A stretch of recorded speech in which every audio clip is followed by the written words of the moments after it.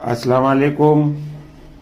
24 नवंबर PTI के जलसे के लिए आज 19 और 20 नवंबर से अटक, म्यावाली और इनके इर्द गिर्द के इलाकों में माल से लोड गाड़ियां एक मरतबा फिर पुलिस ने पकड़ना शुरू कर दी है। ये गाड़ियां इस वक्त अटक के एक ताने में खड़ी है, जो आज 5-6 दिन पहले से माल से लोड और कड़ी कर दी गई है। इसमें हर किस्म का सामान है, कंटेनरों में अद्वियात भी है, खाने पीने के भी आइटम है, ऐसा माल भी इसमें है जो खराब हो सकता है, ऐसे माल भी है जिनसे आग लगने का खतरा होता है।